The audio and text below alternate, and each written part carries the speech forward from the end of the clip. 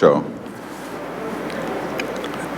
We're delighted to have you here, as well as, you especially, but we're also kind of fascinated by these cars all around the room. And I've been told that there isn't a prize for being here related to those cars, but we can all gaze at them. And by the way, to remind you, those who have badges, which all of you do, to this show, to our show, will have special preview admission to the New York Auto Show tonight. It's Media Day, and we're invited to tour the show floor tonight. So I've never gone myself. I think it should be great, and I will be there, and I hope that you can stick around and be there with us. Also, at the end of the day, just before we tour the auto show itself, we're presenting our first annual Marketing Automotive Awards, and they'll be in this room right after the body of the conference is over, and we'll be presenting awards to some great marketing leaders, companies, and individuals. So please join us for that as well. I want to thank the people of the Greater New York Automobile Dealers Association. Did I say that right? Greater New York Automobile Dealers Association. Especially Mark Scheinberg, President, Alan Levinson, who's the Auto Show Director, Chris Sams, their terrific PR guy of the firm of Sams Crisp, Diane Thompson, Operations Manager inside this huge complex, and as well Dish Network. So we're grateful for their support. And also I want to mention that Scotty Reese of She Buys Cars, I think I got that right, was instrumental in bringing us together with the people at the New York Auto Show, and we really appreciate that intro and her working on the show content, as well as she was an advisor and a judge for the Auto Show Awards, which will be presented later. So thanks to Scotty as well.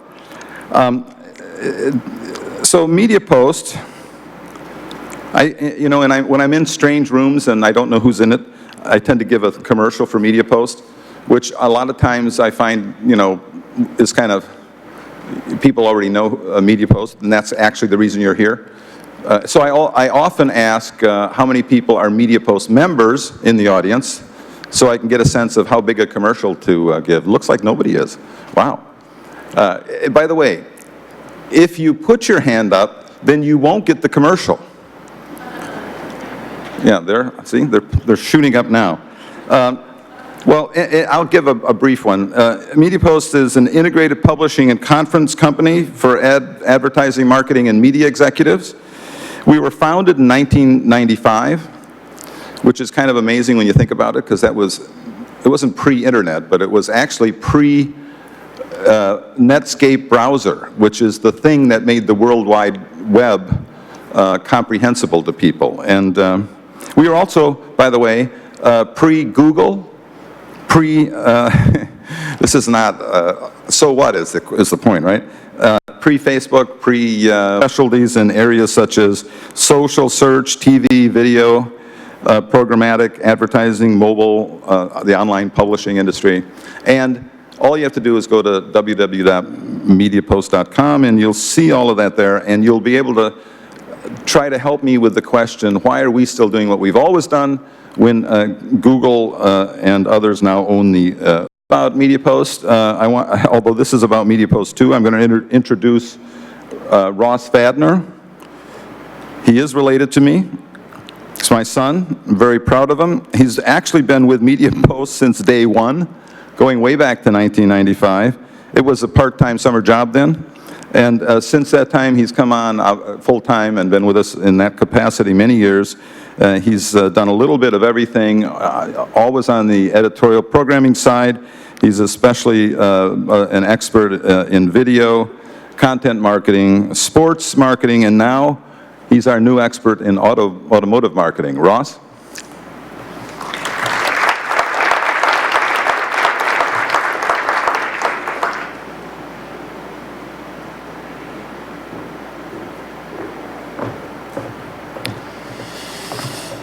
Thanks, Dad. Good morning, everyone. I'm going to keep my comments brief. Welcome to MediaPost's second ever Marketing Automotive Show.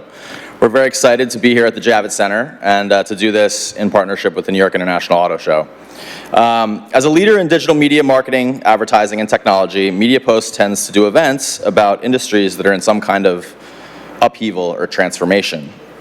We like bringing together the top minds of a given sector to discuss how they're going to deal with change head-on. So 10 years ago, we might not have done a show about the automotive industry and automotive marketing. In fact, we didn't. Sure, you might say we're not auto experts, but technology was not forcing change upon the industry then like it is now. Cars were not connected back then. The likes of Google and Apple were not testing self-driving cars. Generation Z was not driving yet, and their attitudes about cars were only just formulating. Of course, technological innovation and the shifting attitudes of younger car buyers are not the only headwinds facing automakers and auto marketers today. There's also the country's shifting population makeup. We both begin and end the day today with a closer look at this shift that could soon render the terms general market and diversity market irrelevant. We will also examine the premium or luxury market, an increasingly crowded field whose parameters seem to be ever widening. Lastly, we will focus on the dealers and their relationship with OEMs, marketers, and consumers. Perhaps no segment of the auto industry has seen so much upheaval to their businesses as a result of technological change.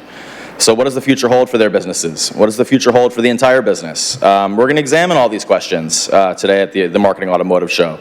But before we begin, there are a few folks I'd like to thank who helped craft the agenda with me, including Scotty Reese from SheBuysCars.com, who Ken mentioned. She'll be speaking later. Carl Greenberg, the former editor of Marketing Automotive, who is now at NYU, as well as the new editor of Marketing Automotive, Tanya Gazdick, who will be my co-MC today. So without any further ado, I'd like to invite Tanya to come to the stage and get the show underway. Thanks.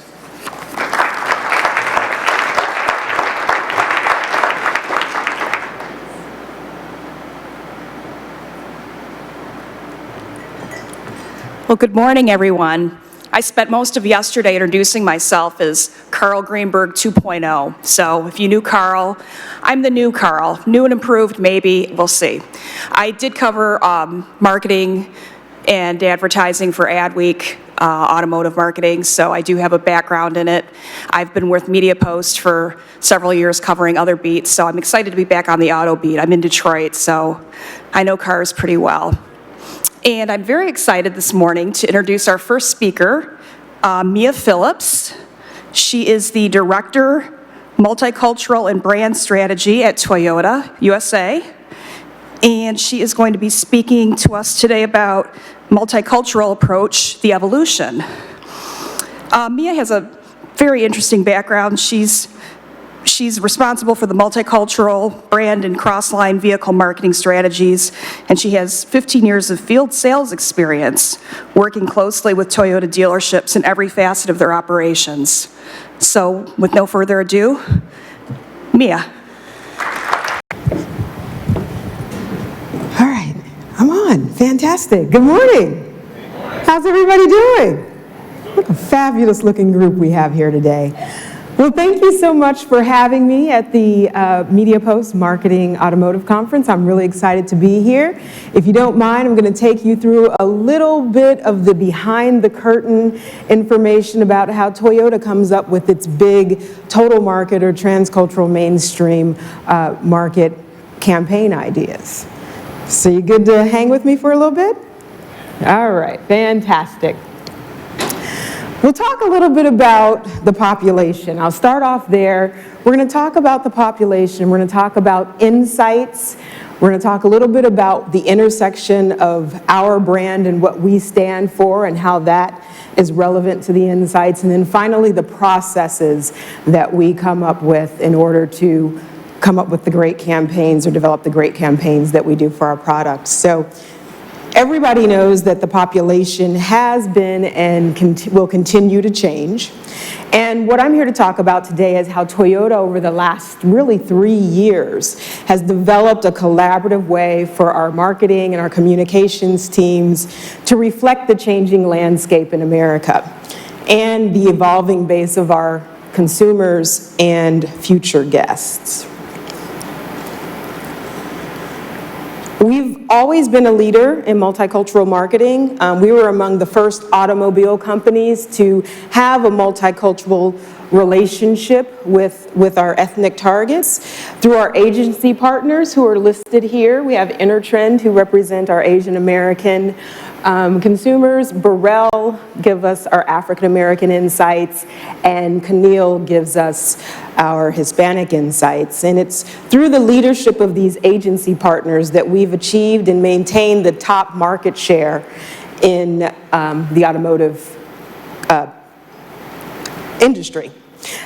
Today, our market share, our total multicultural sales volume is 35%. So 35% of our sales come from multicultural audiences right now.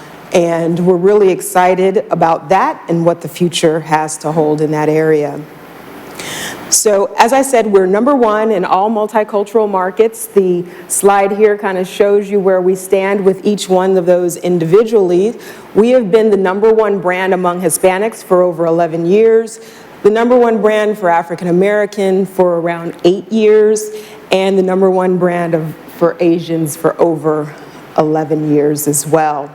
So it would appear from everything you see here that why would we change what we do? Is there a big reason to make a change in how we come to market with our vehicles? And there is a need to change. Even though we are number one, there is a change in what is happening with the population forecast. So we can see here by 2050, the multicultural population will be the majority here in the United States. And so we didn't look at this as an opportunity for the future, we look at it as an opportunity now. In the next 30 years, 90% of the US population growth is going to come from multicultural targets, multicultural consumers and markets. And so we really need to continue to focus on that. So instead of staying stagnant, we chose to evolve. And we believe that the collaboration and alignment would ensure that our marketing and communications would be built against 3 core objectives. The first is nimbleness. We want to have our ideas come to market quickly. Large and small, we just want to be the first to be able to come to market with our ideas. We want to make sure that our efforts maximize our effectiveness and we maximize our investments. So we go about doing things efficiently, solving problems. And then finally, effectiveness, deliver the best work against the strongest insights. And I'm going to talk a little bit about those insights and the diverse insights that we get from our agencies. So we chose to evolve. We brought all of our agencies together and created a shared purpose and vision to develop our total market communications. Our goal is to be better prepared and even stronger for our consumers and our future guests.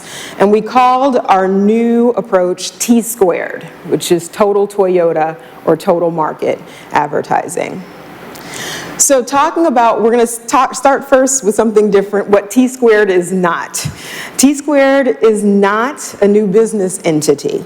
All of our agencies retain their identities and their staff. They work together and collaborate with other agencies. They still have the same personal relationship with Toyota that they always have, even though we have our agency of record, Saatchi, which you'll see in a minute, who kind of leads the discussions. All of our agencies still have a close relationship with us.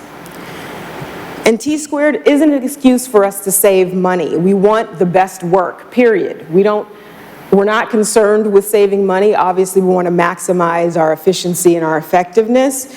But at the end of the day, we want the best work and the best insights from our best agencies. And then finally, even though I'll give you some examples of how we've done this, we're not finished yet. There's still a lot of work to be done, and we're still continuing to evolve this strategy. So talk a little bit about the day that Toyota realized that there was an opportunity to change the way we were doing things. One day while one of our executives was watching sports, he realized that there was a big opportunity to shift how we get to market and bring all of our efforts together. And he was watching an NBA game, and during the course of the 3-hour game, he saw 3 different spots for our Corolla. And they were very effective at reaching our target guests, but they, one, were not on the same program. They were developed from 3 separate creative briefs, and they were bought by different media groups. And in the course of that 2 to 3 hour program, he saw these 3 ads, and he, as an executive of our organization, couldn't even put the ads together and get any cohesiveness out of them. That's when we knew that we had some work to be done. One game, each spot had its own strength, but they were not all built or imagined against the same strategic insight or creative platform. And we knew that collectively we could be better than that. So we realized we had a multi-billion-dollar challenge. 1, to grow market share, which is always what we want to do, and 2 is to attract new buyers while continuing to hold on to our loyalists.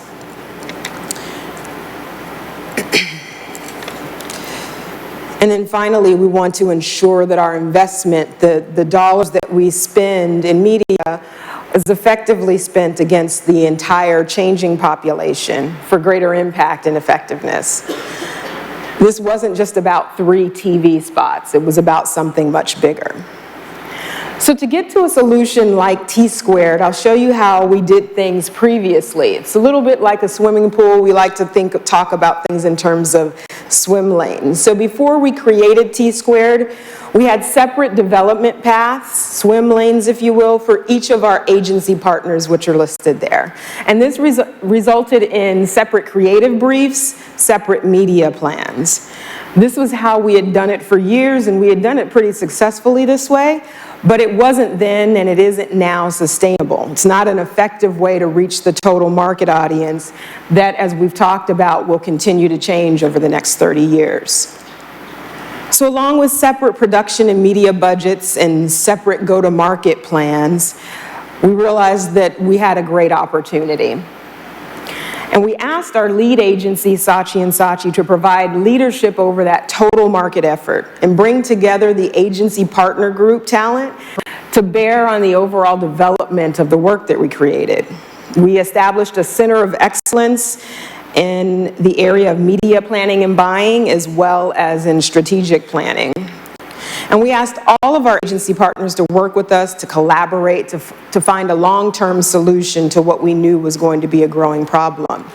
The solution became T-squared, which is a cross-agency, cross-client way to ensure the best possible work focused on the total, what we call transcultural mainstream market, while at the same time we still continue to focus on those specific ethnic insights or ethnic winks, cultural winks, that relate and resonate with each of the individual ethnic targets.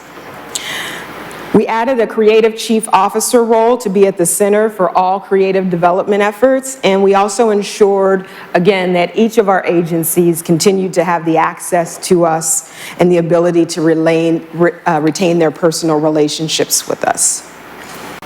We didn't put all of this under one roof or one umbrella and ask their agencies to lose their own culture. That was never the idea. In fact, it was really important for us to ensure that each agency maintained their identity and continued to bring those strong cultural insights to us that they had always brought to us. So this solution required a lot from our agencies. A shared vision from Toyota, a new language, a strategic development structure, and specifically a new way of working in media internally, first of all, and then with the industry. A brand leadership team that was willing to work through all sorts of issues like scope and resources and fees and budgets and alignments, and everyone had to come together to rethink their structure. We needed great creative leadership, which we already had individually at each of our agencies, but we needed them to collaborate together. and trust and patience. But more than anything, it required a shared understanding to work together in the best interests of our brand. And so we started with language. We needed a shared way of speaking about the idea of total market and what that meant to us. And this took a lot of time, effort, and passionate dialogue. And I'll just say it was extremely passionate. We also had to change our development process, and so we focused on looking at a creative development process. If you recall, this was separate swim lanes, which equated again to those separate creative briefs, separate creative outcomes. So here's a little sneak peek at our creative development process. We shifted our entire creative development process. A new strategic brief results in the development of multiple idea platforms driving towards one transcultural mainstream idea. It's not the lowest common denominator thinking. Instead, it's about what is the most compelling shared insight that we can come to with getting the information from each of our ethnic agencies. So what insights are shared among all of our diverse agencies that can really move forward and resonate with everyone in the marketplace? And what this process allowed us to do is it allowed our 4 creative directors from our 4 agencies to work together to create that strongest idea platform, to talk and collaborate and discuss what was culturally relevant to each one of the groups and what would best resonate among all of the groups.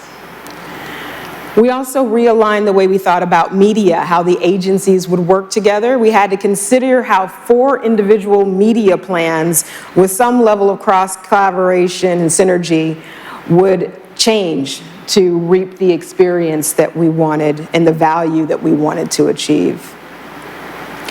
From a media perspective, we developed a very different approach. We have a media advisory board with representation from all of the agencies that I talked about. So our lead agency, Saatchi, Burrell, Intertrend, and Keneal, and also with our media agency, Zenith. The advisory board has the responsibility to create one media plan for the transcultural mainstream or total market. And this increased media team, this increased the media team collaboration. So they're better able to collaborate and ensure that we have an integrated media plan and integrated media buys, which again adds to that efficiency that I talked about. So every media buy and plan and deal was reevaluated through this new T-squared filter to optimize its effectiveness. And the team analyzes all of the existing plans for areas of optimization while identifying media channels that perform strongest with our transcultural mainstream targets. This ensured us a consistent media approach and one voice in the marketplace versus the 3 voices that you saw earlier with our Corolla example.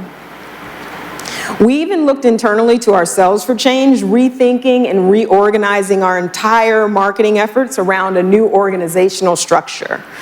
And so we transitioned from a successful, dedicated kind of multicultural marketing team, which we still do have a multicultural marketing team, but now everyone in the marketing organization embraces ethnic insights and a shared brand vision and all work towards that goal. So it's not just one individual group's job to do that.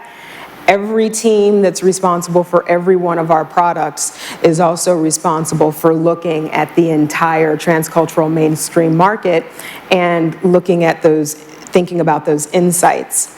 They're all tasked with coming together to come up with these transcultural mainstream efforts. And we changed the structure that hadn't been changed in 25 years. And so there was a lot of agita around that. So I talked about how the 4 agency teams came together and there was passionate dialogue. There was a lot of passionate dialogue internally as well, because we had been used to doing things the same way for a long time, and we had done it successfully, but realizing again, we can't continue to be successfully by doing things the same way. So I wanted to show you a picture of the fine folks who make up our brand leadership team. We created this leadership team, and they're presidents of each of our agencies. The team is charged for setting the tone for collaboration with a strong focus on partnership with one another and ensuring that if things got challenging, which they often do, that they would bring the issues to the table and get us all back on track with where we want to go. So we'll talk a little bit about T-Squared in action and the Camry launch. We had enough confidence in T-Squared and this total market approach and what our agencies would deliver that we applied it to our bread and butter vehicle, our #1 vehicle. And the result was evident in the idea and the work. The Camry was based on a shared insight on the power of individuality. Now, how that played out with each of our ethnic agencies was a little bit different, but ultimately, at the end of the day, everyone came together and decided that the shared insight that best applied to the Camry, when thinking about the consumer as our core center, and then thinking about the transcultural mainstream market, individuality was the goal, irrespective of ethnicity. The desire to be bold and take on new challenges and be an individual and come out and shine was something that resonated with all of the ethnic agencies. And the Camry effort brought that to life in ways that we haven't seen in prior efforts. So I'll show you a little bit about how this came together. The campaign was a result of hundreds of people across our agencies working closely together to get the T-Squared Camry launch campaign. And here are some of the print efforts. You can see that they're all different,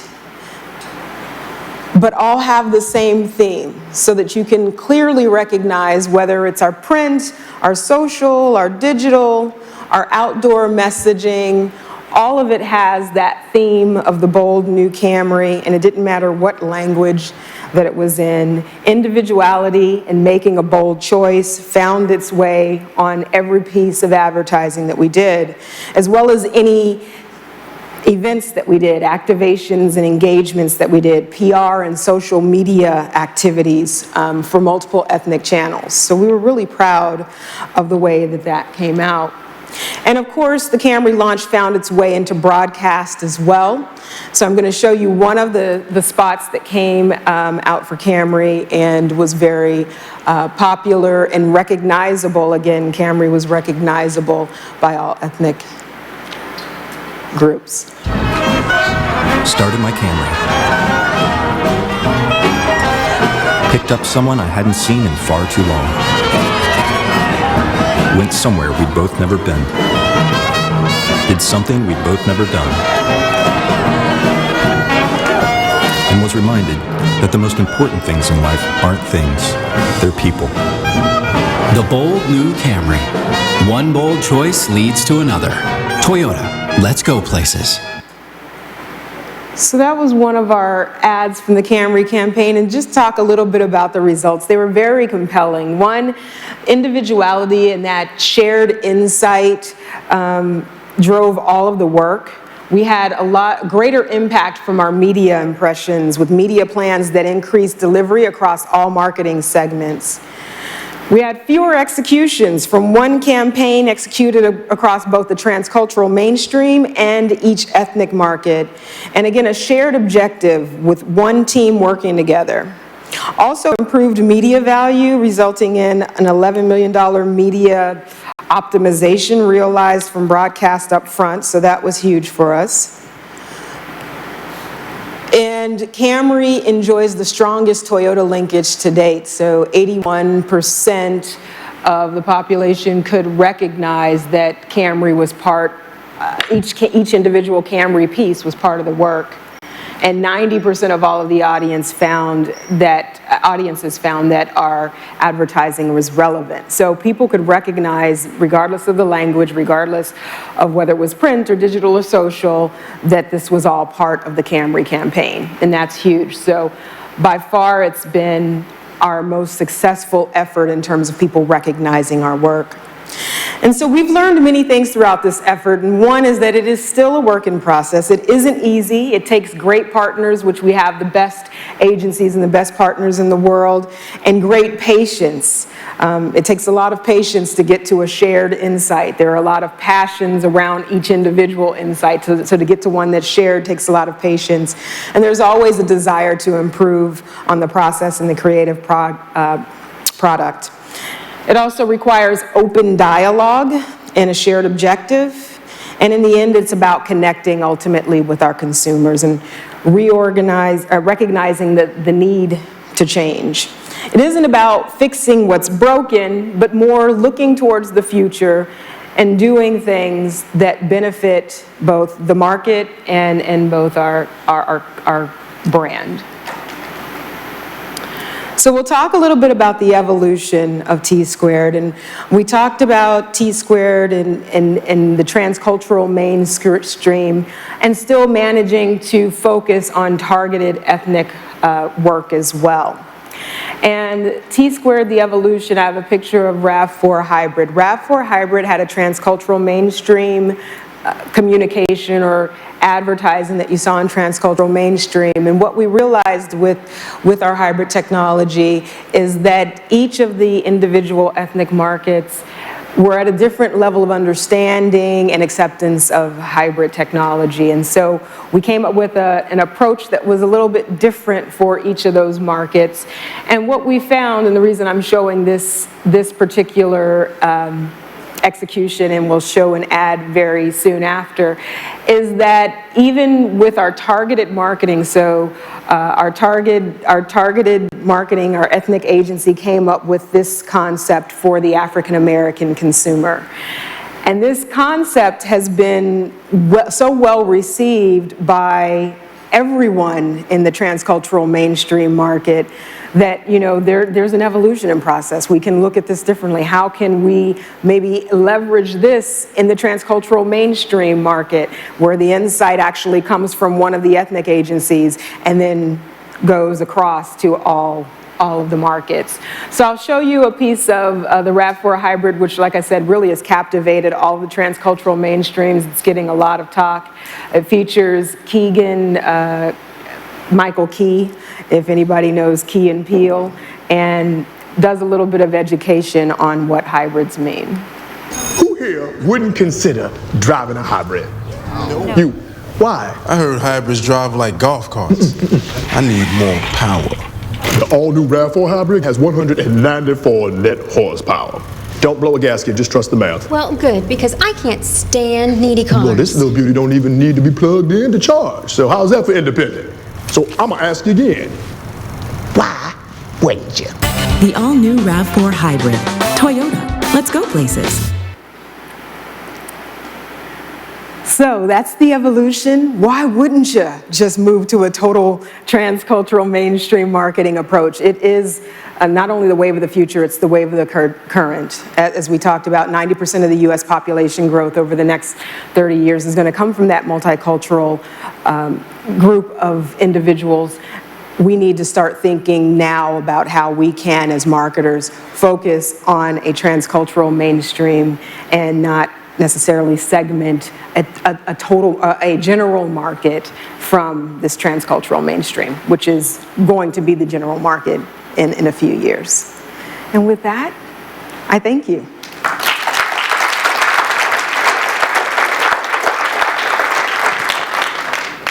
Thank you, Mia. Whoa, a little bit loud, sorry. Thanks, Mia, that was fantastic. And when you ask a question, folks, today, please stand, say your name and where you work. Thanks. Hi, thanks. Len Bolello with AutoGuide. And I was curious, you said you're number one in Hispanics, African American, Asians. I was curious, which one was the last one to gain number one status? And which do you feel you're strongest or maybe most vulnerable out of those three? The last one, I believe, I would say we have had less time as the number one nameplate among African Americans than in either of the other two. We're in double digits with the other two, only 8 years with African Americans. We have had, significant, we've had great loyalty from all three of those groups. I know that the Hispanic market has particularly been a loyal group to Toyota, and I would say that because of that, it's also one of the most vulnerable groups, because I think that a lot of what's happening right now, everyone has the same demographic in U.S. Census information that Toyota does. We don't have any proprietary information, and everyone knows that the Hispanic market will make up a lot of the U.S. population growth over the next several years, and I believe that everyone is kind of figuring out a way, how can we best connect with and determine what the insights are of that group and connect and resonate with that group. So I would say that they're probably our strongest group and our most vulnerable group at the same time, just because everyone knows that that's the goal. I have a question, actually. Tanya Gazdick from MediaPost. In evolving into T2, what were some of the growing pains that the agencies faced, and how did you convince them to get on board other than, just do it? We're the boss, just do what we want you to do. Yeah, so I think, obviously agencies are concerned anytime they're not in total control of media, right? Media is huge. And I think probably the agita came from that media buy perspective. One of the things that we made sure to show them early on was that even though we as an organization were going to have our media agency actually conduct the media buys versus all of these individual buys that weren't effective for any of us. And I think we were able to show kind of how the effectiveness wasn't what each of the agencies thought it was when they bought their media individually, as if we put our collective money behind it and bought it as a team. I think that helped them get on board, as well as them having a say, and even though they aren't making the buy, they still have a say in the buys that we make for media. So it was the agita, and it was the piece that we were able to kind of rally around and get them bought in on earliest, because we knew that was going to be probably the biggest concern. Kimberly Henderson with Ansera. How does T2 decide what language to use in the advertising, specifically for your Hispanic audience? How do you decide English versus Spanish versus bilingual? Same for your Asian audience. Yeah, so when we look at our transcultural mainstream marketing, which is what the T-squared kind of addresses, we basically look at our acculturation model and determine that the transcultural mainstream marketing is more than likely going to be done in English. That's not to say that there will not be a bilingual spot, but for the spots that we've put out right now and that we've shown that we've developed through T-squared, they have been primarily English language spots. Because looking at the acculturation model, those who are highly acculturated typically speak the English language. And so the targeted work that we do, the targeted work that our agencies do, agencies like Keneal for Hispanic and Intertrend for Asian American, will do specific in-language spots to address the mid to low acculturated, or the people who don't necessarily speak English as a first language or prefer not to speak English as their first language, to do some targeted marketing, some targeted work on specific channels that group of the population watches. Hi, Victor Paredes from Spike DDB. Hi, Victor. My question is, when you try and construct transcultural thinking, an organization needs to be able to have cultural competence throughout, not just at a center of excellence. What is Toyota doing to migrate that knowledge and not depend on the center of excellence? Right, so obviously we want, our Center of Excellence is where our resident experts reside, right? But we try to make sure that our marketing team actually mirrors the US population. So that helps bring insights or it helps to sometimes maybe validate the insights that our agencies are giving us, is that we have employee resource groups at Toyota, business partnering groups is what we call them, for really lots of things, but particularly we have an African American collaborative group that serves as an employee resource group. And the employee resource group is to, one, help develop people within our organization so that they can be the best that they can be at work and improve and promote and get promoted throughout the organization. It also serves as a way for Toyota to show itself to the community and get involved in community efforts. But at the end of the day, that employee resource group is also designed to help us as a manufacturer relate to different parts of the population and ultimately sell vehicles. And so these employee resource groups are also leveraged to, when there is an insight, to make sure that the insight is resonating with each of these groups. So we have an African American employee resource group, we have a Hispanic employee resource group, we have an Asian employee resource group, an LGBT, women, veterans, we even have a pets resource group. We have all sorts, everybody in the population is represented, and we can bounce those ideas and ensure that the things that we're doing are resonating with the overall population. So I think that's how we do it. Okay, I think we're out of time. Thank you, Mia. That was Thank you very great. much. If you have any more questions for her, please take them outside. Just so you know, folks, we're running about 10, 15 minutes to take the stage. I believe some of them are in the back. Oh. So this first panel looks at the issue of what premium means in the marketplace today. As the definition of luxury gets kind of hazy, who should own the label and how do brands stand out in such a crowded field?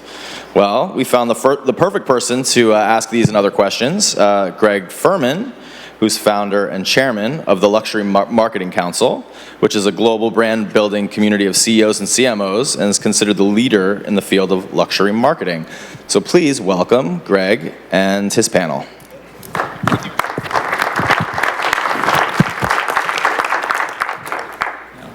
Okay, so the mics are on and we can switch. On? Yes. Well, first and foremost, happy spring. Also, first and foremost, thank our hosts, Scotty Reese and a pal of mine for years, and MediaPost, and each of our panelists.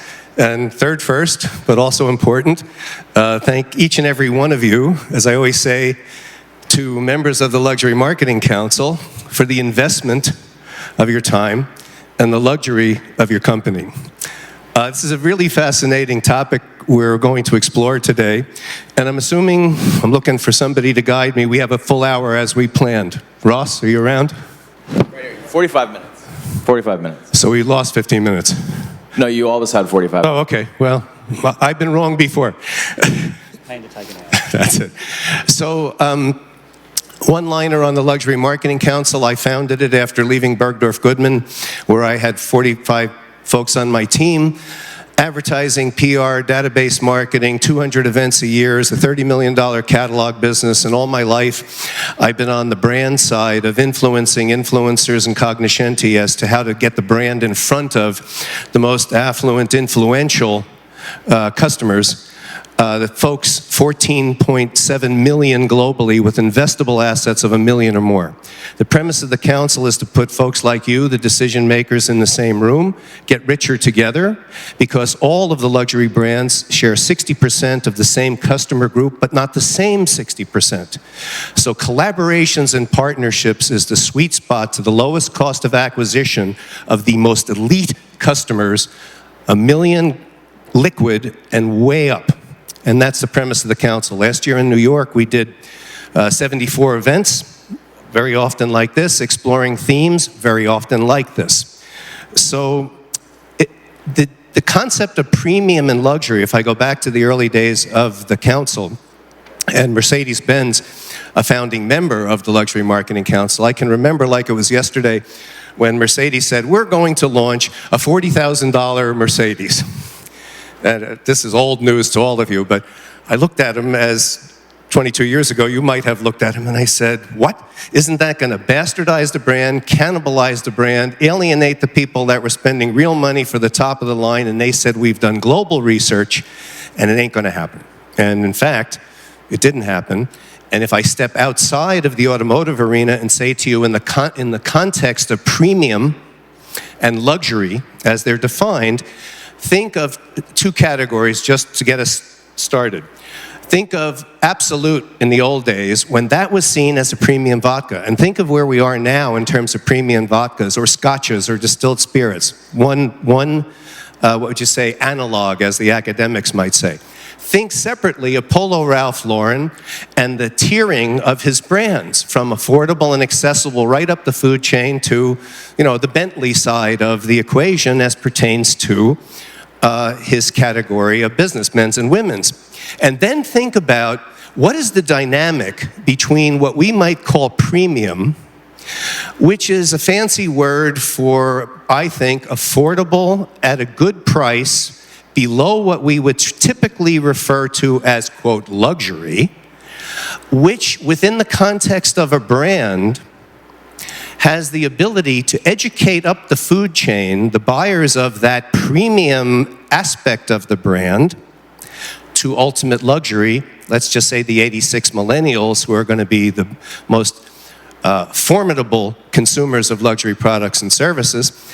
And so the dynamic of this discussion is a little bit the whipsaw, the back and forth between premium and luxury, and how is that defined, and what are the pitfalls, and what are some of the challenges from a branding and marketing standpoint. And that's kind of the heart of what we're going to talk about. The only other point I would add for you is that luxury as a definition has really changed. It ain't about stuff anymore. It's not about conspicuous consumption, and now I'm talking about primarily the biggest consumers of luxury products globally, the boomers in that age zone. We don't need a damn thing, really. The truth is, what do we need? A little more time, experience, memories, experiences with our family, friends, and the ones we love. That's kind of where luxury has gone. It ain't about stuff, but it is about heritage, bespoke, artisanal, understanding the power of what Mr. Stanley Marcus, a dear mentor of mine, called his definition of luxury being the best that the mind of man can imagine and the hand of man create. I love the guy. My father's name was Stanley, and he was a great father in business to me. So the last point I would make is if a brand, and I had the privilege to do some consulting with Hyundai when they first had the notion that they could do what they're now doing successfully, the notion is all the advertising in the world, if in your price category, does not meet the expectations and or exceed the competitors, the luxury consumer or the premium consumer are not going to be fooled. So I think maybe that gave us a little bit of an outline of where each of our panelists is going to go. The flow of the afternoon is going to be each of our panelists will say who they are, so just to reprise that, and then each of our panelists, second time around, we'll do about 5 or 6 minutes from their perspective in the context of each of their positions and where they sit as to how this whipsaw, this dynamic of premium and luxury applies in each of their perspectives. And we'll try and allow at least a couple of 10 some minutes to have some interchange as well.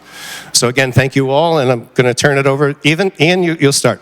Okay, I'm Ian Beavers. I'm the Chief Strategy Officer with AMCI. We only do auto. We operate in 33 countries, and we specialise in testing vehicles, training dealership and OEM personnel on culture and product, and also experiential press events, ride and drives, etc. Thank you, Ian. Sam? Hey there, I'm Sam Chotner. I'm the Executive Director of Strategy at KBS. We service clients across both mass and luxury, everyone from Goldman Sachs to Hershey's to American Express, and most notably, we're the creative agency of record for BMW, which makes it relevant today. Okay, thank you, Sam. Hi, I'm Edward Lowe, Editor-in-Chief of Motor Trend. You know the magazine, 1.1 million circulation, around since 1949. Huge following on social media and the digital platforms as well. We have 3.8 million subscribers on YouTube, online website, Twitter, Instagram, everything. Thank you, Edward. I'm Jack Nerad, and I'm Executive Editorial Director at Kelley Blue Book and KBB.com. We reach something like 21 million unique visitors a month. About 60% of new car buyers come to us sometime during the new car shopping process. At one time, I was editor of Motor Trend, so I have that perspective as well. In all our industries, it gets to be a small world. People think New York's a big city. It really ain't. Okay, so Ian, why don't you open? And then I said when we were preparing for this by phone, if any of the panelists has a comment on a comment that somebody's making, it can be pretty interactive. We'll save the questions for last. So Ian, all yours. Yeah, I think the concept and the ideas of premium, as you say, Mercedes came in with a $40,000 car and then they decided to come in with a $30,000 car. So it's morphed in many, many ways. And I think the challenge for the industry in terms of premium products is that, and particularly in cars, it is as a combination of the thing and the relationship you have with that thing and the dealer and what that represents. And in our business, where we do a lot of training, we've gone in our business for more cultural training in the last couple of years than product training. There's plenty of people out there that can teach the product, but we're getting a lot of requests from OEMs to bring about cultural change in the sales process. People like Toyota going to one price, but also in understanding this changing consumer landscape, particularly with millennials who curate. They don't do the whole hog like the boomers do. The boomers would want to have the big house, the big holiday, the big car, all of those sorts of things, whereas for financial reasons and others, millennials tend to curate, and so they may have a $10,000 bag and a $2,000 car. And the luxury guys and premium brands are having some difficulty with this because someone walks into their showroom, salesmen are the same the world over, and they look, frankly, I walked into a showroom recently in my bike gear and was ignored for 45 minutes, and I was looking at a $70,000 car. So there's a lot of training to be done there, and I think the industry does have a lot of challenges ahead of it, and I think also the stretch that luxury and premium products have is going to continue to increase. It's going to both vertically and horizontally. So it presents an enormous amount of challenges in terms of product expertise and almost having a psychology degree to understand your consumer, because everyone wants to be treated as an individual, and that's true of the mainstream market as it is of the luxury market, but more so in the luxury market. And there are expectations, and there are expectations associated with brands. So it's a great time for our business, I have to tell you. We don't have the answer. We've got lots of questions. I think you make some very interesting points. One, relationship is everything. Tracking and having data on the history of the relationship as the client migrates up the food chain is critical. Some brands do it okay, some brands don't get it at all. The whole notion of cultural training as you face niche markets, to the previous presentation, in terms of right voice, right style, right approach, right language in many cases is critical.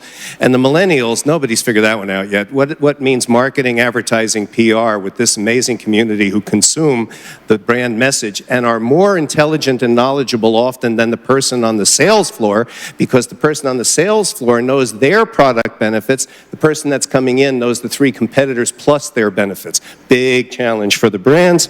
And then the whole notion of stretching vertically and horizontally. I mean, there's so many touch points across the relationship that I think provide opportunities for brands, both premium and luxury, that we have yet to really address that in a surgical and effective way. Thank you, Ian. Sam?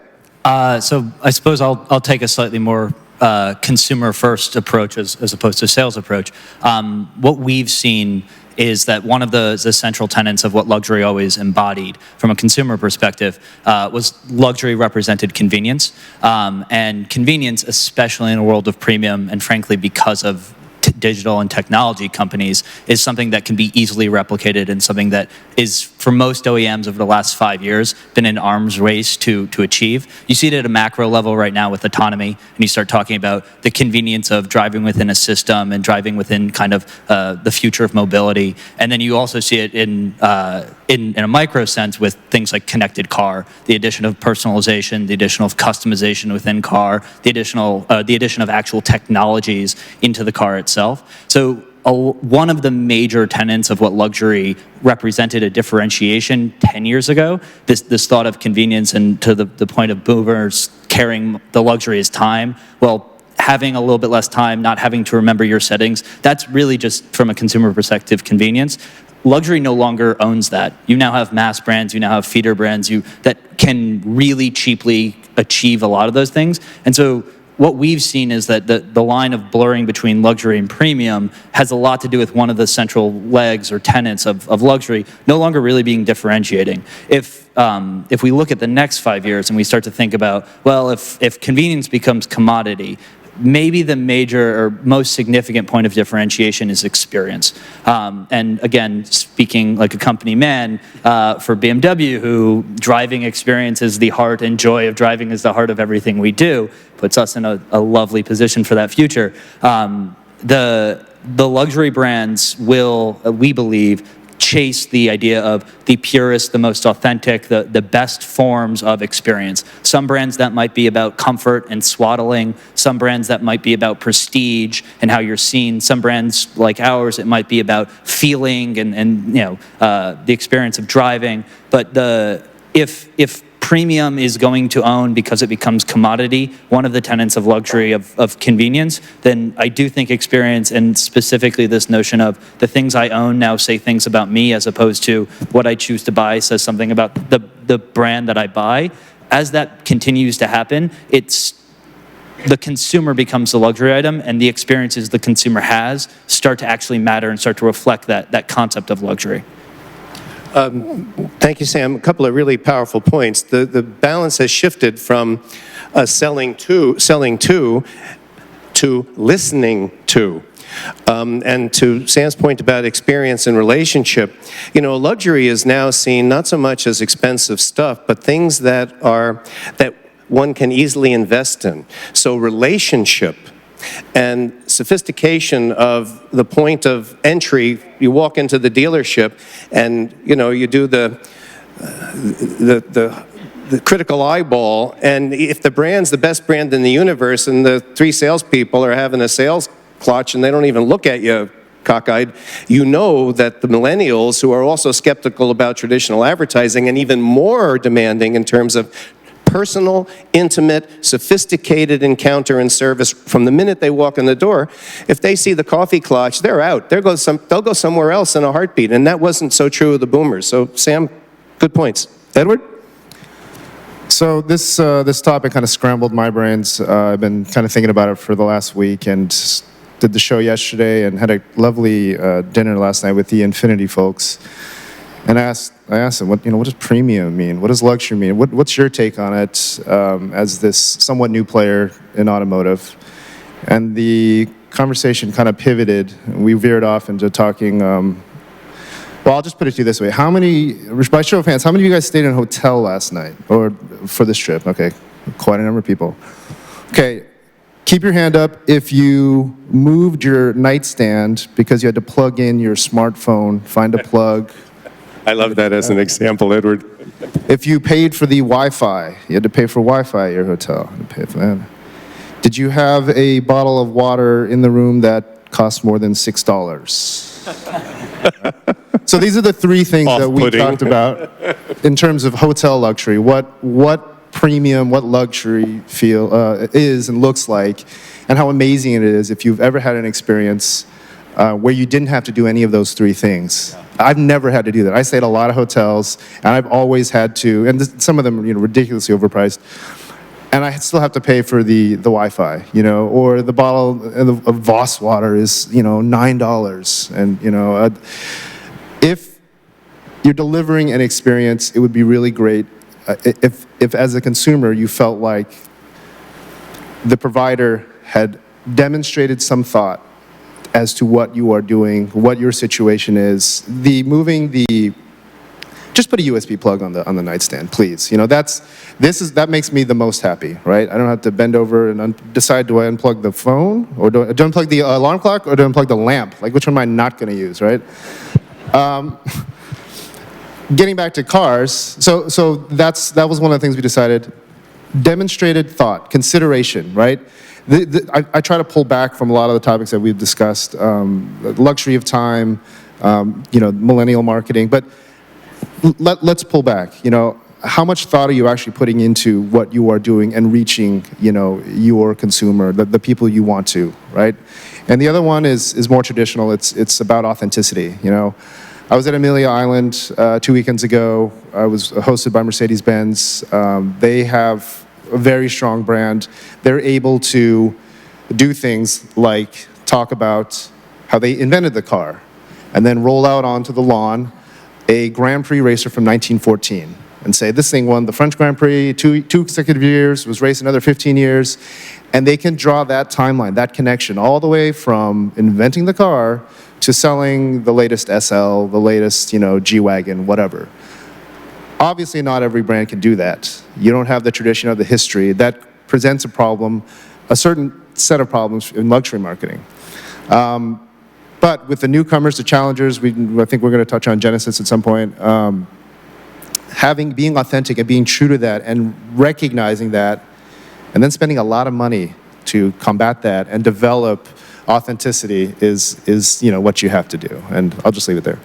Sam, you had a build on that. Yeah, the second point, or possibly the first point about user-centric design is, in my mind, 100% why a handset phone company, Apple, became a luxury company. It's as simple as creating the most complicated device you can ever imagine and not scaring you when doing so. There's one button. How confusing can this thing be if there's only one button? Oh, all of the screws are on the inside of the iPhone, so you don't think it can break because when you see a screw, it's on the outside. That's exactly why Apple is a premium brand, is because they said, oh, we'll create a device that anticipates the fears of our users, and I could not agree more. And not an expert in the automotive arena, but savvy and streetwise enough to know there were a couple major brands, technologically speaking, that really shot themselves in the foot on that, and say no more. But to Edward's point, pal of mine, Larry Pimentel, the head of Cunard Seabourn, owner of Seadream Yacht Club, and now the president of Azamara, $150 million luxury cruise business, 500 berths. Two of the things that Larry did throughout his career, and he is a visionary, and if you don't know him, you should know him because he's a phenomenal speaker. What he did, to Edward's point, was he said, we tick off our customers. He saw this as an industry. He was not guilty of this, by the way. He saw it early on. By, okay, you don't buy you buy the premium cognac, we're going to add it in. And so at the end of the 10-day cruise, they get a $5,000 bill for stuff that wasn't included in the overall price. And Larry's point to me was, bundle it into the overall price. Don't make them crazy about everything that Edward was alluding to, and they don't care. But it's the nickel and diming that makes them apoplectic. So, the bundling of service and product, that is theoretically an easy thing to do, but how often people are ignorant or can't percolate it up the food chain to make it corporate policy. So, good one, Edward. Jack? Well, number one, it's good that Ed talked to Infinity because they have nailed luxury. Nobody does it better, right? So there's that. They have that going for them. I would say to answer this question, what does premium mean in the marketplace today? To the car buyer, it doesn't mean anything. Luxury means something. Non-luxury means something. Premium means nothing at all. If you are a premium brand, you are kind of in this Netherland, kind of nowheresville, and you're probably going to stay there. You really can't fake authenticity. I try to do it occasionally. Occasionally it works, but most often not. And we at Kelley Blue Book have the opportunity to see not just what people say they're going to do, but what they actually do. And, it's quite different. People will give you all these aspirational things about why they buy cars and why they're buying luxury cars. And the actual reason is they want the prestige of the luxury cars. I think anybody who tests cars the way you and I do, and in your organization is involved in that in a very deep way as well, know that the capabilities of even the most mundane cars is pretty amazing these days. And, how high is up? We're looking at cars that are 600 horsepower, 700 horsepower, driven by people who have no right in the world to be driving a car that has 600 horsepower or never use anything like 600 horsepower or use the cornering capabilities or any of that. And they do it because of the prestige of having that. And because, up is getting higher and higher and higher. There was a time when, $100,000 was a barrier that you couldn't cross as a brand. Now there is a lot of volume at well over $100,000, and every manufacturer wants to be in the luxury business for a single reason really, and that is margin. They get a lot more margin on vehicles that are sold with a luxury brand that have that prestige. You know, there's that old song, money for nothing, chicks for free. Well, prestige is money for nothing. And that's what they're getting out of being luxury brands, and that's why every car company wants to get into this marketplace. That's great, Jack. So premium, takeaway from Jack's comments, premium and luxury are morphing. They are relative to the perception of the person and the person's pocketbook that is purchasing. They are discrete and they are hierarchic, meaning if somebody comes in at the low end of the spectrum and you treat them right and they begin to perceive the benefits of the next tier, you got them. So that's a very important point. The other aspect is for 22 years in the council, every year at the end of the year I do a survey, telephone survey, very qualitative of CEOs, and they say, what keeps you awake at night? 10 minutes. 22 years, same two things. People, finding, motivating, educating, succession planning for compensating people. Second one, educating the best customer, however you define that customer in whatever segment of that brand, up the food chain, educating the best customer as to the price-value equation. And what is the holy grail for luxury brands that have tiered clients along the lines that we're discussing is if that client understands the inherent value of your product and or service, price becomes, if not almost no impediment. So I think we got a good start.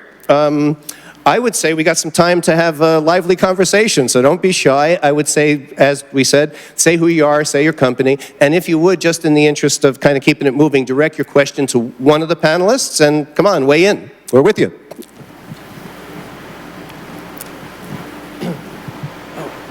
Okay. Go on. Thanks. Hi there, Steve Mumford with The Week. Jack, if luxury equals margin, and I'm a consumer, doesn't luxury mean sucker?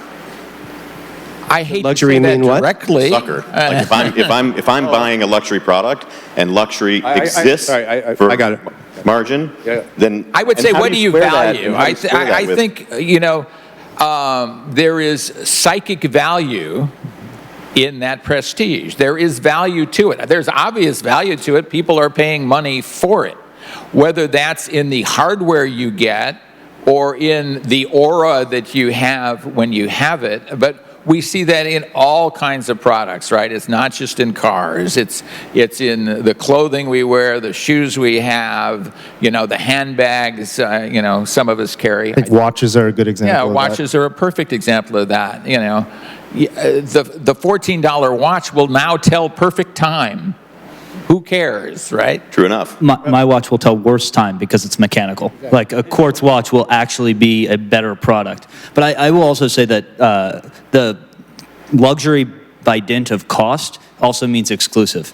So the more something costs, the fewer people who can buy it and the fewer people who will. And so very possibly it means sucker, but it also means it will mean that you are less common, which in many cases is the game at foot anyway. Okay, and if I can weigh in across all segments of the luxury arena to the whole notion of sucker, let's use a great example. Let's talk about Brioni, a $8,000 cashmere sport jacket, and let's talk about off the rack, and let's talk about a $10,000 suit. If you buy a Brioni, as Tony Bennett does and many celebrities, every seam will be stitched, not glued. The buttons will be hand sewn. The buttonholes will be hand sewn. So the inherent value of the craftsmanship, back to Stanley Marcus, the best that the mind of man can imagine, hand of man create, is in it. There are categories, maybe watches, unless you really go to bespoke, wonderfully crafted, limited edition timepieces that tell you when Mars is rising and, you know, when the virgins are picking pears and wherever. But my point to you is that there is a fragrance, perhaps, certain areas that don't rely, I don't think I would say automotive being the neophyte here, but I think that Sucker probably underestimates the amount of good intelligence and craftsmanship and the integrity of brands that go into creating a premium product. And there's a little bit of a no man's land, but I think in the ones that truly are craftsmanly, they can justify it. That's a different thing, though. I mean, margin as, like what you're talking about is, yes, hand-stitched costs more, hand-built costs more. Those things are artisanal, those things are authentic, those things are however you want to phrase it. But if it just is a luxury product and costs more for the purpose of margin for the seller. Can you give me an example of one you're thinking about outside of automotive? I think in automotive you're talking about the real fat spot of the market, the real volume, the luxury crossover around $40,000, $45,000, where truly you could get a Highlander, you could get a Nissan product, a Honda, a Ford, that has all the same features. It's got the Bluetooth, it's got the nav, it seats many more people, just as many people, and yes. A thinking person, a smart person would realize this, but people are attracted to brands. We know this. We test all these vehicles. We tell people all the time, if you really want to carry a lot of people and get around comfortably and get pretty good fuel economy, buy a minivan. Nobody wants a minivan. They want a sexy SUV. They want something that's lifted and makes them feel tough. It is, as Jack mentioned, what do you value? It strikes me and I'm forgetting his name, so I'm just going to say one of the founders of The Drive had a great quote where in 2016 it's really hard to buy a bad car, and that's the truth. Now it doesn't get rid of the value of amazing cars or wonderful cars or cars that are meaningful to their owners, but the truth is you can buy a very, very good car with little knowledge and not that much money. And gone are the days where luxury meant good. Luxury now means good and. When Mercedes, way back when, like the old historian, first had this discussion, and I was giving them a hard time about this discussion, they said if you look at the competitive cars in that price category, let's say 40,000 just for government work, we have engineered into that price category more competitive benefits than anybody in the field. So that may now have become obsolete, but in the old days, that was true. The other point I would make is that there was a time when the hoteliers, you go to dinner, they'd give you the horn-rimmed glasses, you could sign your menu with pick your Mont Blanc pen, and all of that. 16 thread count, 100 thread count sheets. What happened with the hoteling business as they tried to move on the how would you say, the differentiator of physical differentiators was that it was like the Cold War. Everybody kept upping the game. And what they realized was, when they came full cycle, was that didn't matter to the customer. What mattered was that the people and the contact and the relationship was where they should have been, in hindsight, putting the money. Which is different than your point, but it's a little, that's the flip side of it, perhaps. Hi, Sachin Panjwani, Spark 44, in-house agency for Jaguar and Land Rover. I was just curious, where do you see the perception of luxury with subscription services like Uber becoming more mainstream from a commute and general day-to-day transport perspective? Well, you've got... Who are you directing that to? Pretty much everybody. Well, direct to ones, for starters, and if we've got some juice, we'll all answer it. Okay, go ahead, you got it, Ian. With Uber, even Uber has segmented itself. There's Uber Black. Now they're talking about buying 100,000 Mercedes S-classes. So, there is a service, and there's going to be a, quote, premium part to that, and there'll be a super premium part to that. So I don't think those services of themselves necessarily, get to one standard level. It's the same with taxis. We've had taxis, fundamentally Uber's just a different sort of taxi, but, we still had hire cars, we still had black cars. So there's going to be a need for segmentations in the market based, again, on what people value and the nature of the relationship they want to have. Uber is odd in that, it's gone mass at such an extraordinary rate. And I think that their challenge is going to be continue to grow. They're going to be under pressure at some point to make serious money. And where would they do that? And it's interesting, the first place they've gone is, how do I have premium products and other services that I'll add to that that'll get a higher margin? Well, and I think car services like that are supplementary too. I mean, they're not a replacement for that premium car, for that luxury car. They're something you can add to that, and I don't think they will become a replacement for that, even tiered as they are. I mean, Uber is just a really good taxi service, right? Well, plus convenience and personalization. I think if we move the question away from just Uber into the broader question of subscription, we're looking at a moment in time that is part of a broader trend. So there was a moment, Uber is now stratified. There was a moment where just the ability to get an Uber indicated you were in a certain class. Now there are classes within Uber. Digital services, anything with a marginal cost of basically zero, like digital services are going to drive commoditization across all of this. Right now, subscription services can be value adds, they can be differentiating. In 5 years' time, they will cost nothing, and every OEM will have integrated all of those things into all of their vehicles. They will no longer be points of differentiation. So yes, there's an arms race right now to be first, because you buy yourself a small window of this is a piece of experience or this is a piece of luxury that others don't have. But everyone will catch really quickly, because these things cost from both a resource and IP perspective and from an actual technical implementation perspective. They don't cost very much. Tech doesn't cost much to implement. That's why digital has destroyed so many different businesses, and it's why like convenience and the thought of autonomy not being differentiating, connected car not being differentiating, all of those things will have differentiated for the last 5 years and probably have another 5 years of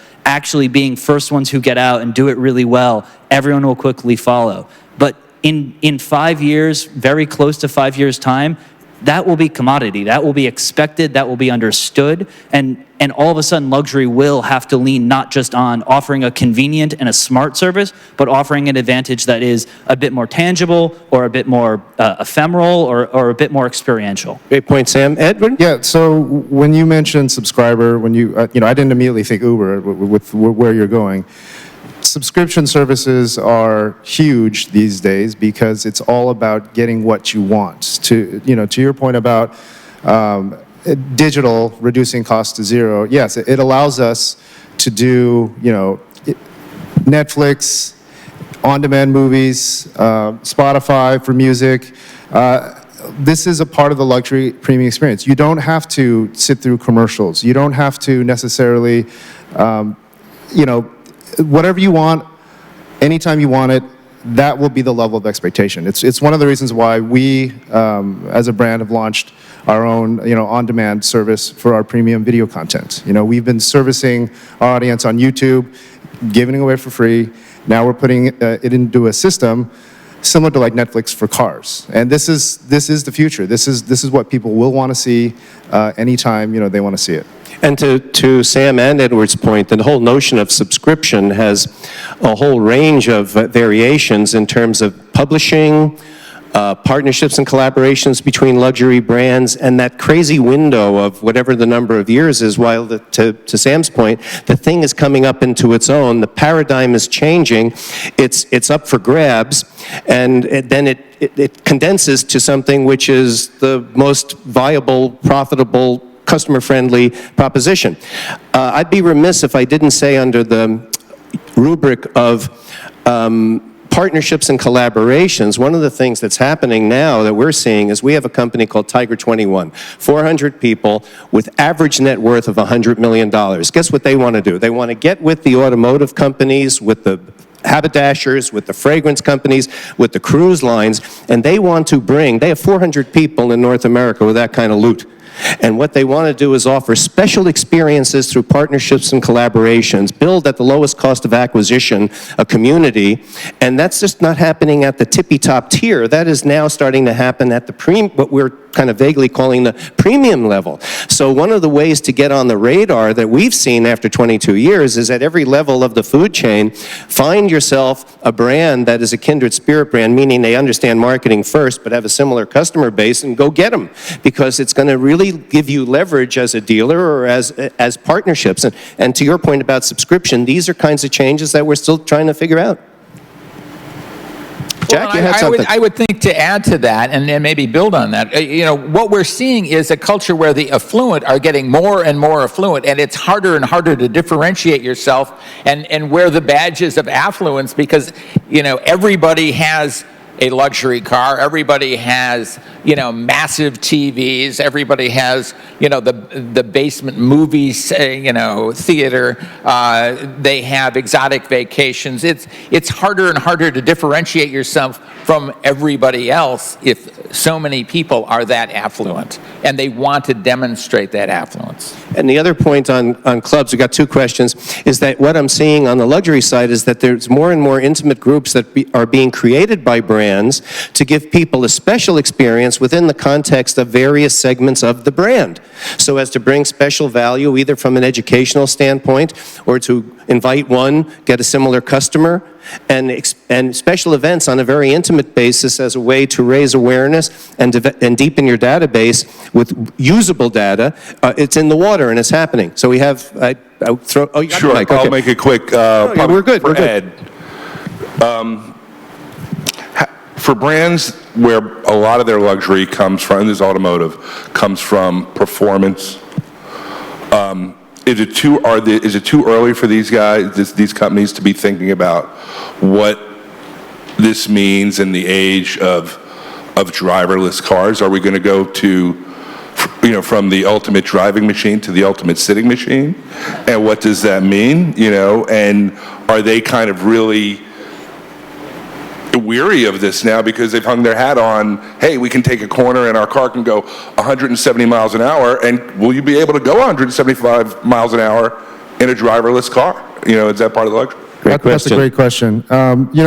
Here's the thing, right? Currently, all of the manufacturers, particularly the luxury segment, are focusing on high performance. I mean, they're looking at what BMW is doing with, they're branching out, they're growing the M brand, taking it to every strata, of the vehicles they sell, which is following Mercedes, quite frankly, and AMG, and actually bringing out Mercedes AMG, full line of cars. Every vehicle has one. Every model line has an AMG variant. Looking to the future and autonomy and whether, are these brands scared? If you talk to them, no, they believe there will always be people who are interested in driving, passionate about it. It will be, I think, going forward, a differentiator. It's another one of these signifiers that you tell people, I bought an AMG or I bought an M because this is me. I am a driver. I am in the driver's seat. This is what I am about. Now, do we look forward into the future and hope that everybody still wants to drive, even if autonomous vehicles are amazing as the future looks? Yes, because we don't want vehicles to become commodities. We don't want them to be as you don't even think about them, and you lose that passion. So I think there's a spreadsheet somewhere or a PowerPoint presentation on some product planner's desk, showing the chart of the generation after the millennials and their consumption habits, and worried that there'll be a generation of non-drivers for sure. But I think for the near term, expansion is all they're doing is pedal to the metal for high performance. Ian, you look like you want to say something, and Jack, I can see you jumping. Ian. And also in terms of creative thinking, Porsche, realised this, and they've even got electrification going in their products. But they've got at their headquarters here in Atlanta, they have their driving course. So they've got a racetrack, and they're building one in Los Angeles for the same reason, for enthusiasts.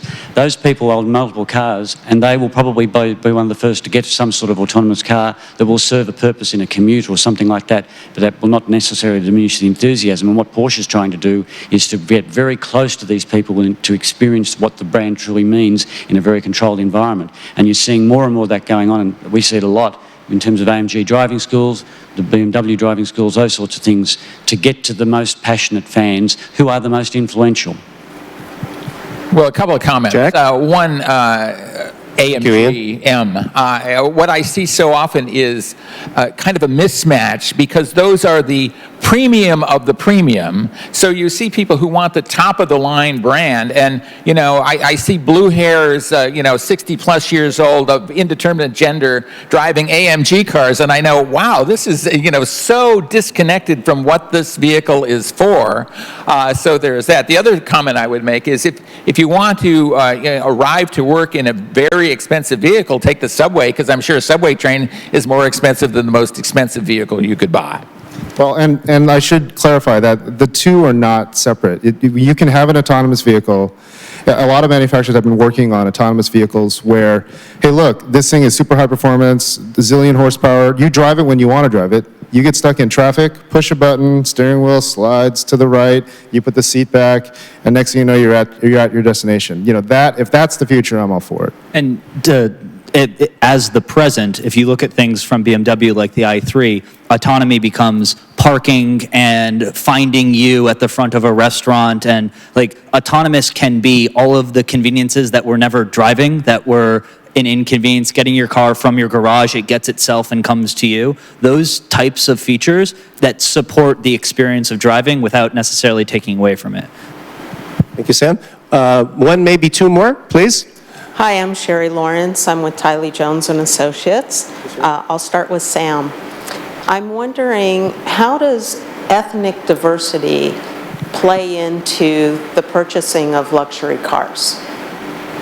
Boy, that's a whole nother panel, but it's a good question. That's probably worth everybody giving us a sound bite to take us out, okay? Good one, thank you. Sam, okay, since you were asked. Right. Just, so just to echo that, it's a great question.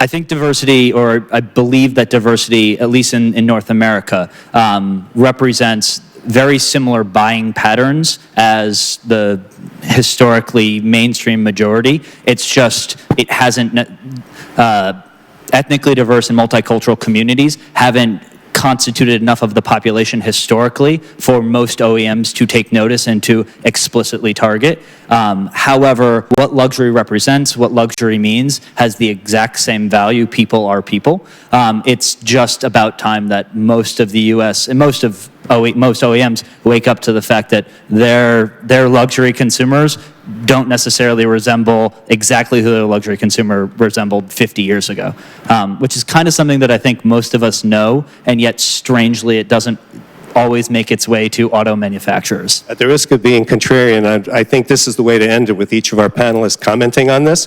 One of the biggest issues, possibly involving automotive, which I'm humbly could be better aware of, but in every other segment of the luxury arena, the whole notion of segmentation, surgical segmentation, gay, lesbian, transgender, bisexual, black, African American, Hispanic, Latino, Asian, women who made it, married it, or inherited it, the millennials. These markets are all different voices, different media, totally different mindset, totally different values, and one of the things, if I were to humbly 22 years later pontificate on, is I think luxury brands, by and large, are ignoring the opportunity to talk intelligently in the voice of each of those communities in the media that they read, and it is the money left on the table big time. I would echo that to a great degree. I think also the other thing is, remember the brands, have come from different places, and people come from different places. So when you're talking about diverse audiences, whether they're lived in the United States for a long time, or they come out of Latin America, what a Mercedes-Benz or a BMW, they're more or less the same, but there are degrees of differences, and you do see some considerable differences in terms of what brands represent amongst some of the diversity audiences, based on physical location quite often. Edward, then Jack. Thank you. It's a great question. It's one that I think is hugely applicable to actually the super luxury, the ultra premium strata of the auto industry. When you look at how particularly the top tier brands cater towards China, towards getting not just the Chinese Americans, but the ones mainland Chinese. I had a conversation a while back during the rise of the China market with Dr. Ian Robertson, who was at that time the head of Rolls-Royce, and how the difference between the super loaded in America and the super loaded, the multi-millionaire, billionaire set in China, how, here in America, the Rolls-Royce dealer has the power. They order the cars, they sit on the lot, you come in, I'll have the white one, I'd like it today, I'm gonna pay by cash. They don't do the bespoke program. And the super premium buyer in America doesn't want to wait for it. We want it now. In China, they are happy to go through the process, order the leather, pick the interior color, the trim, do a factory visit, come back, tear up the plan again, and do it all over again, and wait 18 months, you know? And it's the knowledge of the consumer is what allows these brands to build in some of these programs and be very specific. It's about looking outward and understanding what your clients are into, regardless of where they're from, and not just taking such a, you know, we're very privileged in this country to be able to get everything we want when we want it. We have to recognize that particularly other luxury consumers in other countries, how the experience, you know, the ordering, the delivery, all of that actually factors in. And before we have Jack take us out, the 1.3 billions. Africa, mainland China, and India. Those communities are coming up the food chain and spawning through good entrepreneurialism an elite community of global travelers that are totally price insensitive, that are going to transform the way domestic marketing from the standpoint of North America faces these consumers and how they do business with, not only within the country, but for tourists, Chinese, mainland China, for example. This is a place where they're finding their money. They're putting their kids, buying apartments in Manhattan, $5–7 million. The kids are going to the grade schools, the best colleges. And this is going to come into our domain, and it's going to be a big challenge for luxury brands because it's going to represent an enormous opportunity, but requires a lot of strategic chops to deal in a sophisticated way with these incoming consumers. Jack, you're taking us out. I utterly agree, and I'm going to make two fairly short, I hope, and maybe contradictory points, but I think they might be coherent. We'll see. One is that the global market the auto market is global. So there is luxury across the entire globe. In fact, people in and this is my other point, with the balkanization of the society as a whole, the affluent and the super affluent are kind of their own class, their own nation across all nations. And so we see both of those things happening. It doesn't matter what color they are, what race they are, what language they speak. They kind of all live in the same way and have social mores that are kind of similar in a lot of ways. So car companies globally want to reach those folks. Hold your applause. I want to thank Ian, Sam, Edward, and Jack, and each and every one of you for the luxury of your company and the investment of your time, and our host, MediaPost. I hope you enjoyed it. I certainly did. I hope you learned something. I certainly did. Happy spring, and thanks for being with us.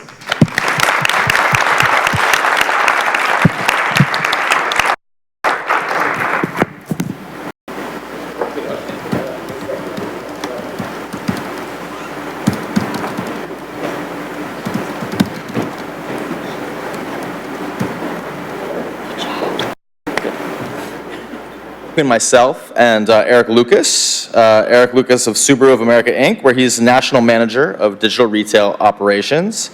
He oversees all Tier 3 digital platforms, which we're going to talk about up here. So I'd like to welcome Eric. Come on up.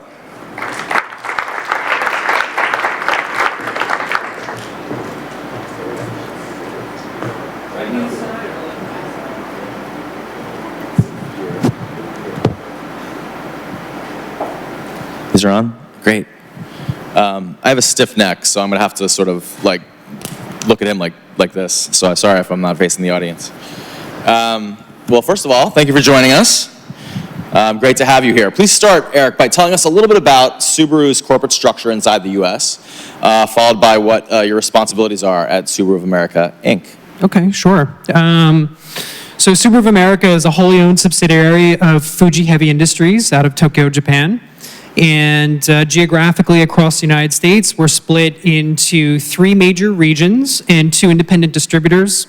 And then those 3 regions are further split into 12 zone offices to better support and be available for our retailers. So my role in this whole thing is, as you had mentioned, I lead a team that manages all the Tier 3 digital operations within Subaru. And so that really means at the retail level. What that means is we have a enterprise retailer website program, as well as in-store kiosks and screens, and an advertising platform for the retailers to utilize, as well as fixed ops, parts and service platforms. Okay. So let's talk a little bit about Subaru of America's marketing strategy.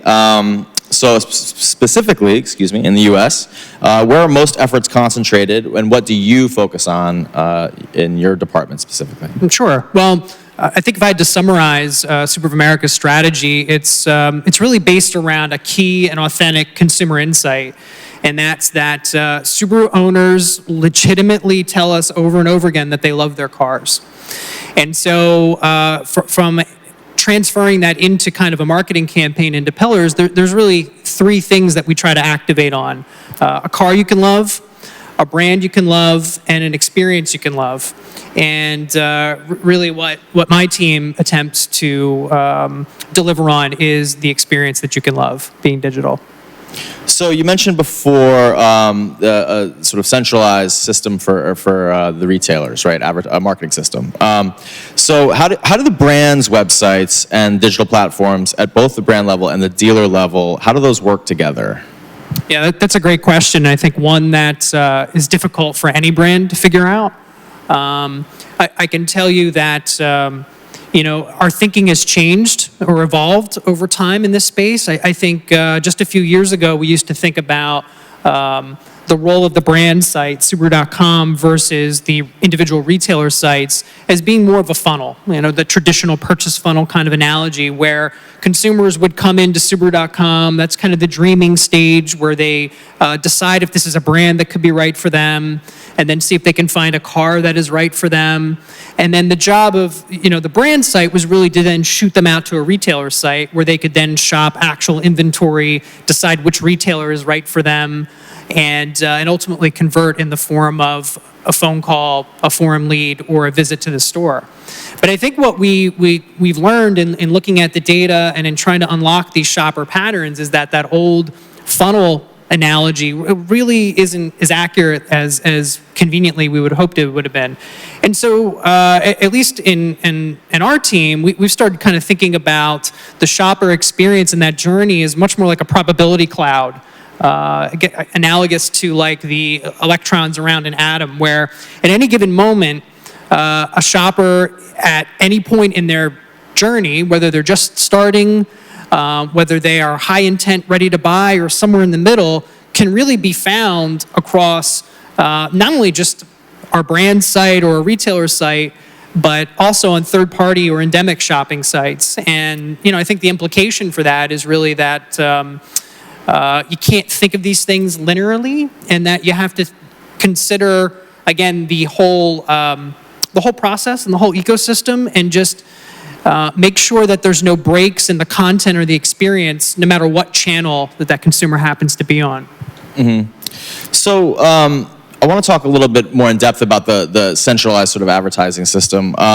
So if you would, talk a little bit about the Tier 3 approach overall for your brand and how it differs from some of your competitors, and then specifically touch on the system, if you would. Yeah, sure.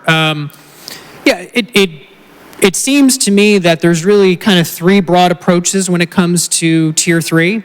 And one is kind of the iron fist approach that some brands employ, where the retailers are forced to conform with a very rigid brand guidelines and websites that are extremely templated. On the other extreme, there are brands out there that seemingly employ a very laissez-faire approach, and there are numerous website providers and platforms and seemingly no curation or guidance as to what that experience should be, or consistency between retailer to retailer. And then the third approach is obviously some combination of the first two, and that's really where Subaru sees itself. Is we do have an enterprise website program, which means that all of our retailers are on the same platform and operate their sites from a series of templates. But At Super, we really try, we believe in partnership with our retailers, and we really do try to thread the needle between optimizing the things that the brand is in the best position to do, while at the same time allowing retailers enough ability and freedom to really personalize their own local brands in their markets, which is, ultimately where all the business is done, is it's all local. Right, and how many, sort of what percentage would you say, choose to sort of go it alone or tack on their own extra efforts on top of the services that you guys already provide? Yeah, that question is a little hard to answer directly. It's very nuanced. Because we set up this platform as being cafeteria style, I can tell you that the overwhelming majority of retailers are participating in at least one piece of all the tactics that we have available. But to say that all are in or all are out, the answer is unfortunately somewhat gray. It's a combination. And again, that's okay. Like, the retailers need to have some level of autonomy within their own market. Right. And so what do you hear back from the retailers? Do they what do they love about the system? What don't they love about the system? What would they improve if they could? Yeah, that's always it's a give and take type of procedure. As I mentioned, we do really like to partner with the retailers. We have a very active participation with our advisory board. I can tell you a story real quick that I think encapsulates where we stand, and that's, you're never going to please 100% of your dealer body. But I have the opportunity several times a year to speak with new Subaru retailers. We have an onboarding process where we take them out to our zero landfill plant out in Lafayette, Indiana, and try to just show them the way we see the business and the support that we as a brand give those retailers. And almost invariably, each time I'm done speaking with those retailers, there's a couple that wait for me off the stage, and the conversation goes something like this. Everything you just said back up there, is that right? That all we have to do is kind of figure out a budget, and that if we check off all the boxes in that cafeteria approach with the menu items, that you'll optimize that money and flow it into whichever bucket it really needs to be in? And I said, yeah, it's something like that. And they're like, I got to tell you, we operate 3 other franchises, and nobody really endeavors to squeeze that complexity out of it, seemingly as well as we try to do. So I personally am very proud of that when those conversations happen, and it indicates to me that we're on the right path. Right. Well, with that being said, what would you say? I mean, you've said that it works generally pretty well and it takes the complexity out of it for them. But what would you say could be improved in the system? Yeah, I think we're, as I mentioned, we're in a really good place with the program. Last fall we released new websites, did a whole makeover with some functional improvements, coupled with a lot higher level of support. Which we found, even though it's digital, there's a lot of boots on the ground support that it really takes to effectively run a national website program. And we also launched a new parts e-commerce platform in the last year, which has doubled sales through an area that we kind of really failed to figure out until this year. So I think we're in a really good place. The common thing I hear from retailers that I think we can do better on as time goes on is they still value choices. They still they want to have options in every space. Even if we can prove that the one approved option that we're endorsing truly is the top performer in this space, they still want those options. And I think as time goes on, we'll be able to introduce more of them into the system. Which digital channels tend to be most successful for your Tier 3 partners? Is it mostly search optimization, retargeting? What would you say? Yeah, I mean, I think those are the big ones, honestly. Those are the core tactics, and there's a tendency to chase after new and exotic technologies. And look, we're all guilty of that. The latest thing always promises to deliver some kind of windfall results, but for our retailers, at least for the average store, really just optimizing the combination of SEO, SEM, and display and retargeting, there's still plenty more opportunity there. There's still plenty more impression share growth possible. And for the average store, we really kind of encourage them to play in that space. Mm-hmm. And how do you regard attribution within the system? Yeah. So attribution, I think we'd all love to figure out a really defendable model for attribution, and we would too. I'd be lying if I said that we have the magic bullet in that space. But we take a very pragmatic approach where you take your core metrics from your brand site to the extent that you can see some third-party data. And one of the advantages of having an enterprise retailer website program is the ability to see at 30,000 feet what's really happening at Tier 3. And so we take all the traffic metrics, the form leads, the phone calls, the different types of conversion. We look at the media spend by a retailer as well as national, and we just put it on one sheet. And we take an agnostic approach as to, as long as Subaru customers are finding what they need and they're converting in sufficient volumes and buying cars, then we're less worried about which channel they do it in. Mm-hmm. Okay. So obviously you use a variety of partners, from agencies to services vendors, et cetera. Would you talk to us about how Subaru of America regards its partners? What percentage of conversions come from dealer-owned websites versus partner sites? And to what extent would you say partners would be frenemies, maybe? Frenemies. Listen, we're the brand that's all about love, so I don't think we have any frenemies in our system. But partners are important, and we do rely on partners to bring insights and to bring fresh ideas, as well as give us a platform to kind of kick around our things. But again, it's less about one partner over the other. I think that the core considerations when it comes to partners and vendors, it really comes down to two things, and that's make or buy.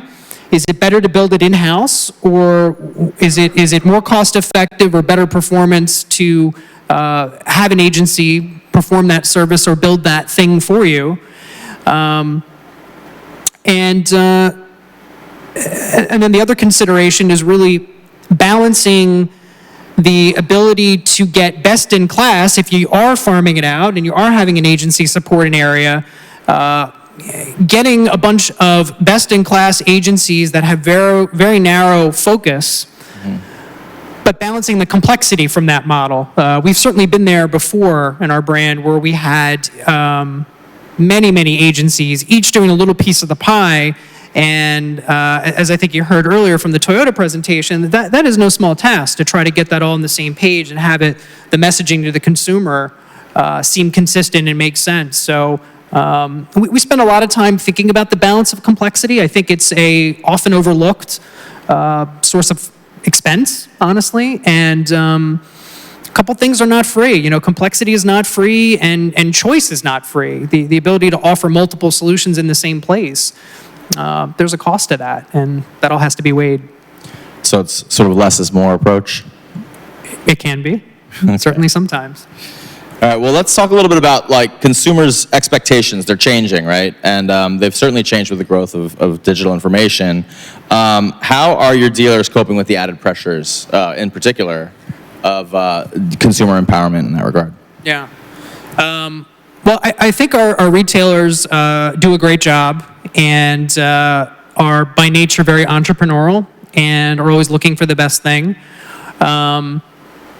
Sometimes there's some concern about the changing consumer and the pressure on dealer margins when it comes to new car. And I think an important point to make in that regard is that we should always be careful not to fall into the false dichotomy that the changing consumer and the changing shopper, by empowering them and allowing them to be a little bit more personally involved in the process, that necessarily ends up resulting in reduced margin.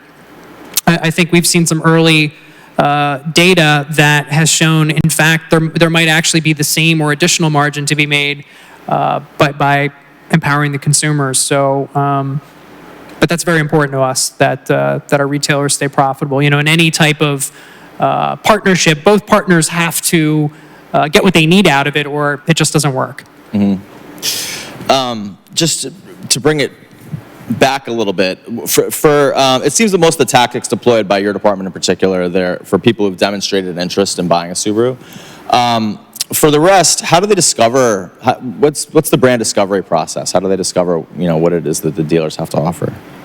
I think you're right that at Tier 3, our kind of primary charge is to be able to capture that low funnel, that high intent interest, and convert that into showroom visits and ultimately sales. But I'll tell you, we still have a task on a local level of impression share and getting the word out, right? Awareness. And so, we're able to accomplish that less in paid search and less in search engine optimization, because those folks have some intent already. They're actually actively looking for the things you sell. But through some of the display advertising we do and some of the targeting, there is some outreach. And listen, our brand is one that over the last several years, the bulk of our growth has come from conquests, people coming in from other brands. And it's very important that we still have that beacon to say, hey, Subaru is a brand that could be right for me, and getting that message out there. But the simple kind of bottom line is that digital is not an island. You have to, again, think of the whole system. And it is true that offline still drives online engagement. And when it comes to total reach, it's still hard to beat TV. So as much as we like to think that, hey, look, we're the most important gear in the whole machine, there's still a whole machine, and it's got to all work together and be coordinated. Great, thanks, Eric. We have some time for some questions before we cut to lunch, if anybody has any. Tanya, behind you. Nope, other behind you. There you go. How's it going? Tyler Rice with S4M and formerly a car salesman. So, my question was, you mentioned both TV and digital. Do you ever face challenges getting local dealers to shift media dollars into digital instead of like TV, newspaper, print, anything like that? Certainly. It's hard to generalize because in any dealer body, you're going to have, 20% that are moving faster than you can keep up with, 20% that will, kind of refuse to get on board with whatever the brand is saying, and then you've got kind of that should add up to 60% left in the middle that will generally come along. But, especially in some of the, and I shouldn't generalize, but I will, in some of the rural markets, some things like print and newspaper and stuff, it's really hard to kind of get them away from that. But that's not to say that in some pockets that is not still a valid tactic. TV is generally not a problem. That generally still works. Cable still works to help us. Maybe radio in some markets, but the problem with digital is really that we've gotten to kind of move away from a couple of the traditional tactics, like print and so forth. But with digital, each year we keep adding more and more tactics, and we don't get to throw any away. And we do sense that retailers are kind of swimming in it, so to speak, that make the madness stop. But unfortunately, it's not. And we think that that's where the brand kind of comes in, is to be able to parse through all this and say, hey, these are the things that are really your bread and butter. If you're doing these things and you're doing them well, then there's some other incremental, more experimental things that certainly you can try with some of your budget, but don't start there, right? Start at the core. So you make recommendations to them about sort of how much to spend in digital? So we do. It's a little more complicated than that. Our agency of record actually has a field team that can go out and support our own field team, our district sales managers and our zone marketing managers. And they're the ones that really look at the whole pie of a dealer spend and say, hey, what's the right amount for this market in TV, in print, in digital. And then once that slice is determined as to how much should go to digital, that's really where we come in and say, okay, here's the best way to optimize it, assuming that's the slice. Do another question or two? Any other questions? Oh, thank you, Tanya. I don't have a question, but I just want to say that party the other night with the vehicle reveal was amazing. How did you get the English Beat to come and play at the party? I'll never tell. All of us 80s music fans were very excited. Good. I'm good. I'm glad you enjoyed it. All right. Well, Eric, thank you very much. Thank you very much. Sorry to keep everyone from lunch. Enjoy.